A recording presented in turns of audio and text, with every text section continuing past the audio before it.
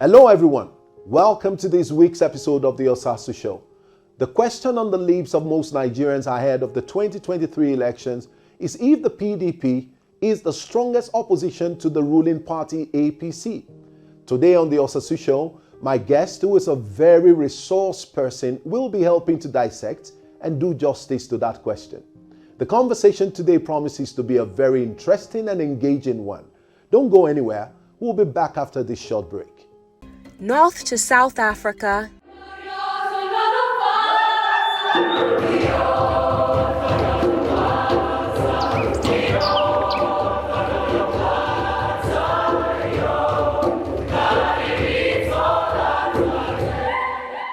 East to West Africa,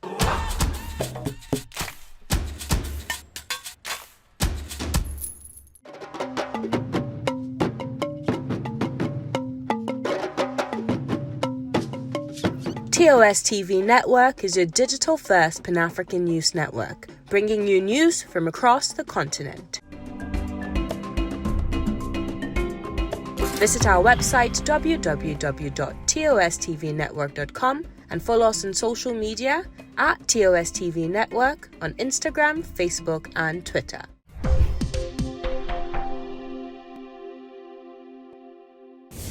All right, welcome back. And on the Osasu Show for this week, I have Chinwe Iwoma Noram, current National Director of Publicity at People's Democratic Party, PDP, National Secretariat in Abuja.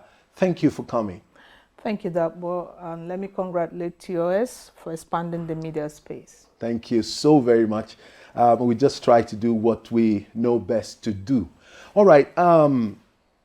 Let me start by just asking you how much of presence in terms of opposition that we have in the PDP as a political party in Nigeria. The APC has been in government for about 8 years. PDP was in government for about 16 years. Do you think the PDP has posed a very strong opposition to the ruling party? To a large extent, it has. And more so, it's not because I'm from People's Democratic Party. If you ask me, is PDP and others, irrespective of the party ruling. I said this because People's Democratic Party remains the only national party we have in this country. The only national party in the sense that in all nooks and crannies you find PDP. So PDP's presence is in every state, every ward, every local government, every zone. So it has more presence than the ruling party does, especially in my zone, which is the Southeast zone. All right. Southeast, let's talk a little bit about the presence of PDP in the It's in all the zones. I'm just saying, yes, especially in my zone. Do you think PDP is strong in Southeast? It's strong region? In all the zones, okay. No matter where the ruling party is ruling. The party is still a party to beat, especially in terms of structures and processes. That's the only political party so far in this country that can boast of that. We've been able to hold all our organs meeting, and we keep doing so. As you are aware, we just concluded our national convention in October. The new leadership assumed office on the 10th of December, following the expiration of tenure of the last ASCO. And up till now, I'm sure you are aware, even though you said you are political, but no matter the level of your being apolitical, so long as you are within the media space, you know what is going on. They have not been able to do their own convention. It's been pushing, they are pushing from here and there. And they have been in government for several years, as you attested to. They have not been able to hold even a board of PDP has trustees. stayed in power longer than we the stayed APC. in power longer than APC. And I want to remind you that from the very first tenure of PDP, they tackled issues head on. So it's been in the system as it kick-started, because men and women that from all walks of life came together, and it was in their intention, and they lived out that intention to give this country a viable political party, and it did that. We lost election in 2015 mainly because of issues that I will not tell you is about acceptability. It's more about zoning of North and South. Well, that's an issue for another day. But People's Democratic Party remains a strong party to beat. How prepared do you think PDP is taking over from Ekiti and Osun State? We have always been prepared and will keep being prepared. The irony here is I want to accuse the ruling party at this point. Because if they let the votes count, even the elections that you thought we lost. Are you alleging that the APC have the capacity to be able to not make the election count? They have been doing that. It's not like we are aliens to their actions. Even in the 2019 presidential election, it's obvious that my party won that election. But whatever happens at the end of the day, well, there are intrigues, and we wish it should not continue. More so, I had expected APC, beyond any other political party, to be more democratic, because when they were in opposition, they were clamoring as if they are democratic in their operations. But unfortunately, no. It's all about grabbing power with all illusions surrounding it in the name of promises that they have not been able to keep so far. So as it is now, I am very sure that you are aware that Nigerians indeed are clamoring for change, and they want to build that their hope on People's Democratic Party. And you think that hope is in the PDP? It has to be, because I don't see any other political party outside the PDP where Nigerians' aspirations regarding change, real change, can take effect. All right, now Chinwe, let's take a look at preparation for elections. We talked about Osun, we talked about Ekiti elections. Yes. We're looking at 2023 presidential election.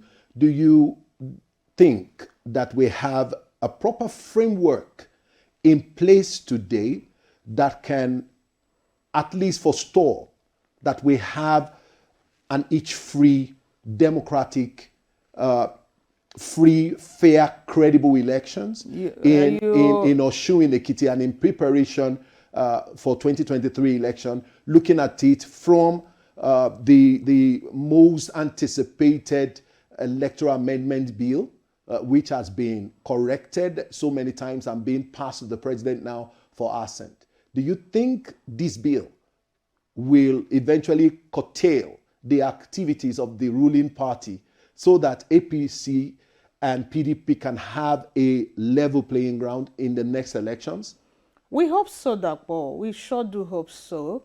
Why I said we hope so is because I don't think the major problem in our political system has been that of not having a good framework. Yes, we are making amendments here and there, but the statutes we have been using are those that I think to a large extent are reliable. So the problem is that of implementation and seeing it through. Okay. So as it is now, the umpire, which is INEC, has released their timetables. Political parties are working at it. For instance, you did mention that we'll have elections this year in Ekiti and Osun.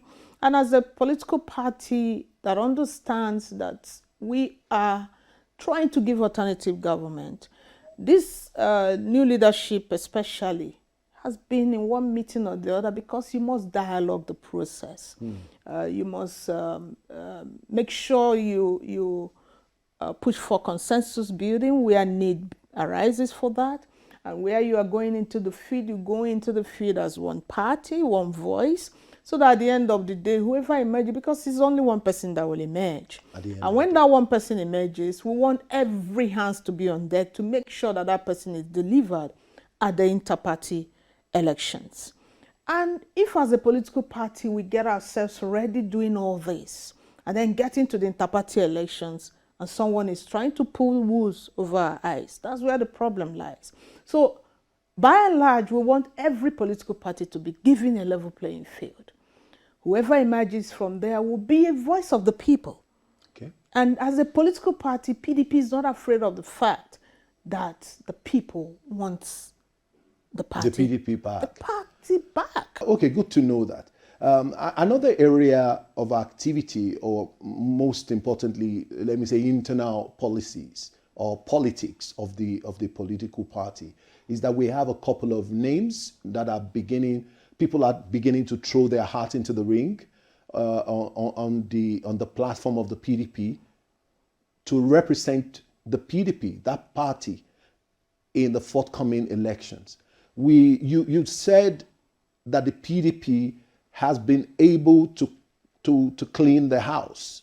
You said the PDP is in a better place to compete, to contest for the next elections and win. And I'm using elections carefully, picking Osun Ekiti and preparation for 2023. But in Osun State, as we speak, there is a lot of party crisis. There's a lot of crisis in the party, in Osun State especially, to have a candidate to represent your party. I keep saying that the House doesn't seem to be won in Osun State as we speak for the PDP. I don't think so, Dapo. I don't think so. However, I would like to remind you that political party is a human organization. Everybody will not agree at the same time, and everybody will not disagree at the same time. As a party chapter, they have their issues, but their issues are being looked into. For example, yesterday, leadership was in a stakeholders meeting with the stakeholders of Osun State chapter. The meeting lasted for more than 4 hours, discussing issues. It was not crisis issues, so to speak, or they are not able to agree. No, these are all part of politics. And where you have more than one contestant, there's bound to be skirmishes here and there. And I don't think we should use the language of being disagreeable. No. Okay. They have 6 aspirants looking forward to the primary election in March. So definitely there will be some yes and no here and there. But that is not enough to begin to label them crisis reading. No. What is going on there is not unusual. It's part of politics. And leadership, they are working, the stakeholders in the state are working closely with the national leadership to ensure that the house goes out as one house. Okay, so how would you describe what happened in Ekiti State? Where we have candidates that have, aspirants that are already being concluded, and you have members of the of the PDP disagreeing on the person who eventually emerged as the aspirant representing PDP in the coming election except what Ekiti State. Except what you must be reading from the media space, which is quite different from what is on ground. So the aspirant is a consensus candidate? Not consensus. He emerged through primary. Okay. He emerged with 671 votes, beating other contestants. And officially, PDP members are crying foul. No, this, election is a process. Pre, during, and after, all those processes are in place. They purchased the form, they went through screening, screening appeals, primary appeals, before you can say you have a candidate. And it was when the primary appeal was concluded that the party announced the candidate. That you imagine the field, most times in party politics, is not just that. They will look into other issues, which the appeal committee, headed by the National Working Committee, looks into. And I make bold to state that the leadership only received a document that is not, could not be called a petition, so to speak, but rather a statement of grounds from one of the aspirants who withdrew that money before the primary. Because in her local government, congresses had not been held. So coming out, she would have loved the situation that she's coming from the background with some delegates that she can put her hands on. Exactly. So that's what happened. And when leadership looked at it, this is it, but it cannot cancel what has happened, because assuming, without really conceding, that all the delegates that would have emerged from her local government would have voted her, but assuming we give her all the votes, by the time you subtract it from the person who emerged, she's still not, the result will not be affected. Okay. So had it been the two local governments that were disenfranchised were put into consideration, and it's going to affect the general score, votes of the person who emerged, then the party may start looking at it and to say, but not a fair process. Yeah, so as it is, it's a clean process. Okay. Even the person who wrote who wrote in to talk about the withdrawal and then a few growls, also I'm sure as a party person understands that is a clean work.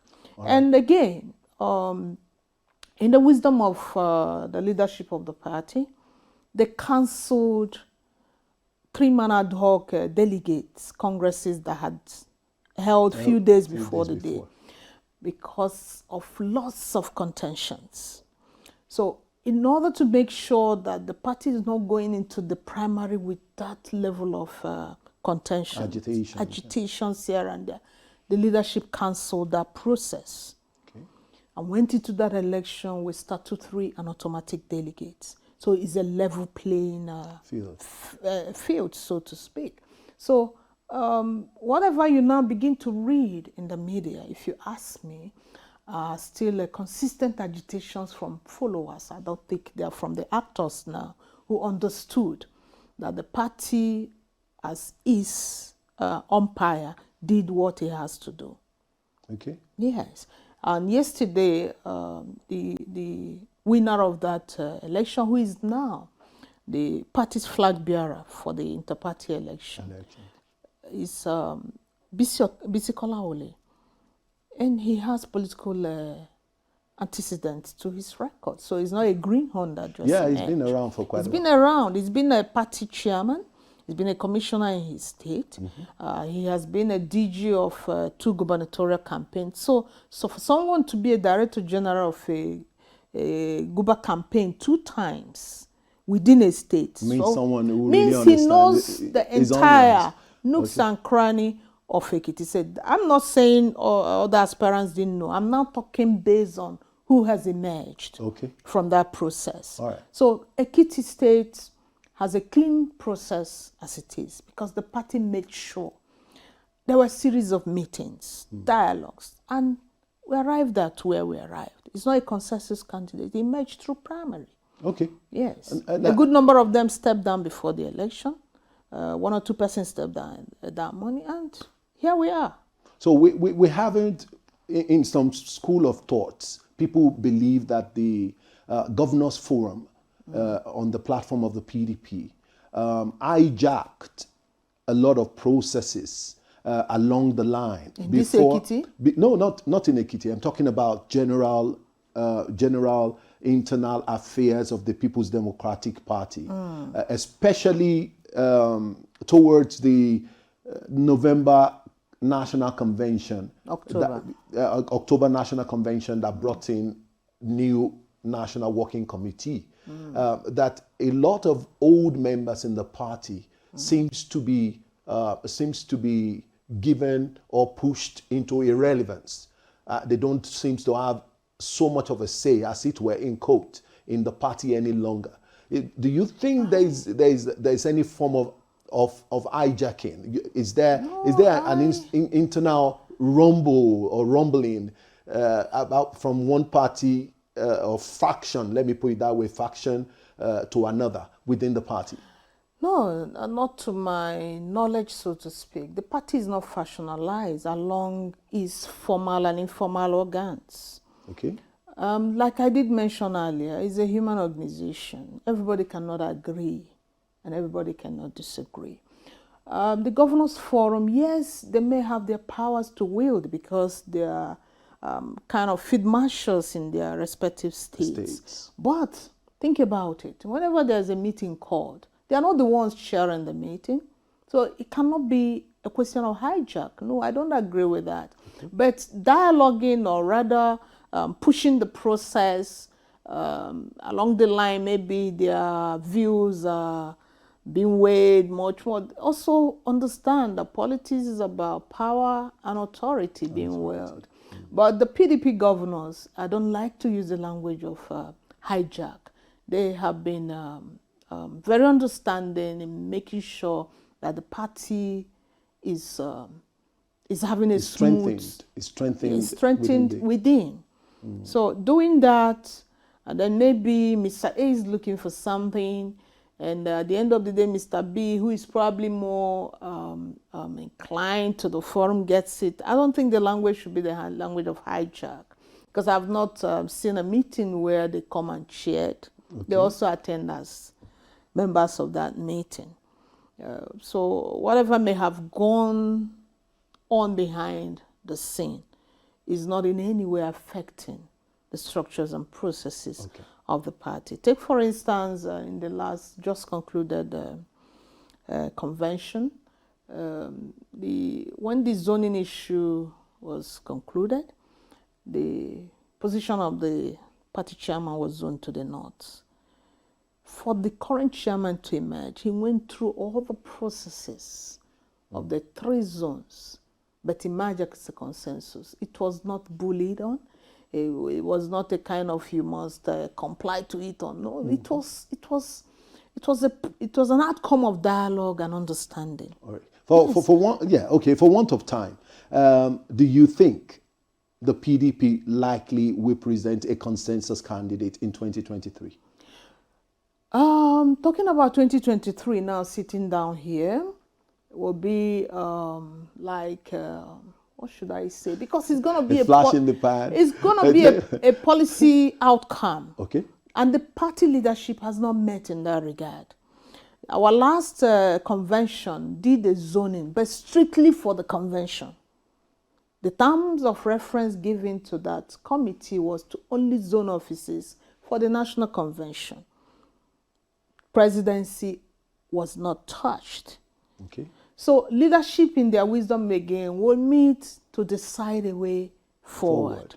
However, as a party, we have received 1 or 2 intentions, or rather expression of interest, so to speak, from about 2 or 3 persons. And then we are reading in the media also those who are aspiring on the platform of the party. But as an official, we cannot say they are aspirants now, because there are procedures. They're just declaring interest. There are procedures to becoming an aspirant of the party. And until then, before we can say these are the people aspiring on the platform of the party, or we are zoning or not zoning. No, as it is now, we are...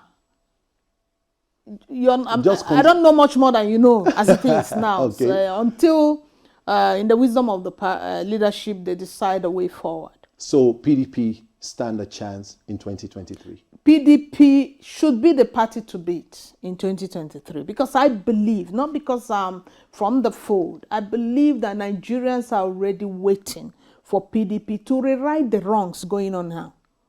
All right. Yes, there are, you have maladministrations here and there.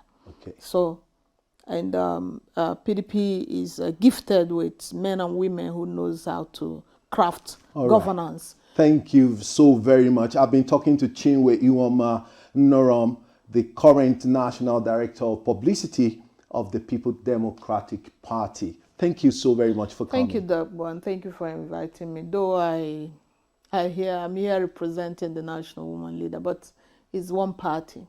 All right. Thank you for coming all the same. And that's our show for today, and thank you for watching. Follow us on social media at The Osasu Show, at TOSTV Network, and at Osasu Igbinedian. I'll see you same time, same station next week. And until then, God bless you.